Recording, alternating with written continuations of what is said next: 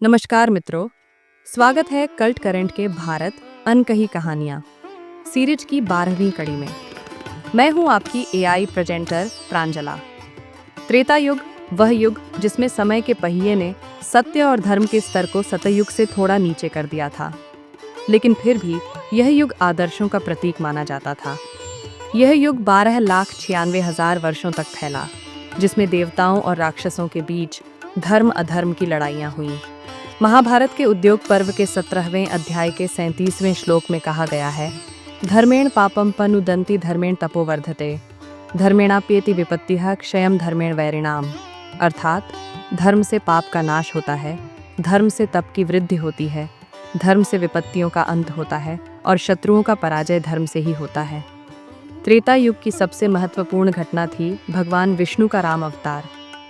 भगवान राम, जिन्हें मर्यादा पुरुषोत्तम के रूप में जाना जाता है, ने सत्य, धर्म और न्याय की स्थापना के लिए जन्म लिया। उनका जीवन और उनके कार्य रामायण के रूप में आज भी हर भारतीय के दिल में बसे हैं। रामायण के बालकांड में कहा गया है, रामो विग्रहवान धर्मः सदा रामः प्रीयते जनैः रामो राज्यस्य योग्योऽयं रामम राजा भवन्तु नः।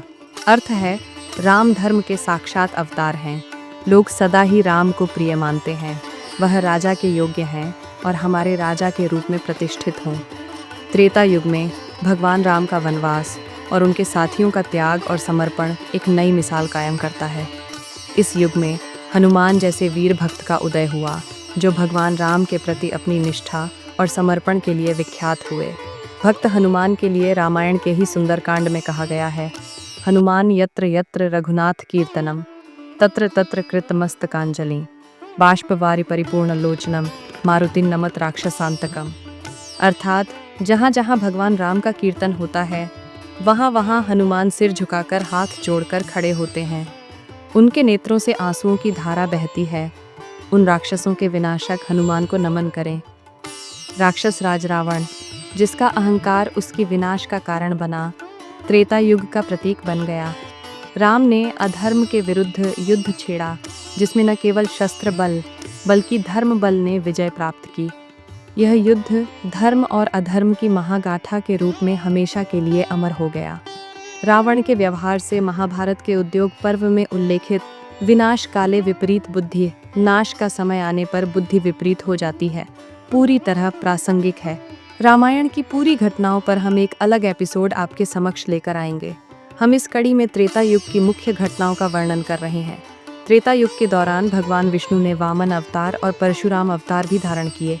वामन अवतार ने बलि राजा को धर्म का पाठ पढ़ाया और परशुराम ने क्षत्रियों के अहंकार को खत्म करने का बीड़ा उठाया। इन अवतारों ने धर्म की पुनः स्थापना की। विष्णु पुराण के अनुसार अधर्मो धर्म रूपेण पर पीड़ा समन्वितः प्रवर्तते तदा लोके वामनस्तत्र जायते। अर्थात जब धर्म का अधर्म के रूप में प्रकट होना शुरू होता है और समाज में पीड़ा का प्रसार होता है, तब वामन अवतार प्रकट होते हैं। त्रेता युग का अंत भगवान राम के राज्याभिषेक से होता है, जब उन्होंने मर्यादा पुरुषोत्तम के रूप में एक आदर्श समाज की स्थापना की। यद्यपि इस युग में नैतिकता का पतन शुरू हो चुका था, फिर भी भगवान राम ने अपने जीवन से धर्म और मर्यादा के सर्वोच्च मानकों को स्थापित किया।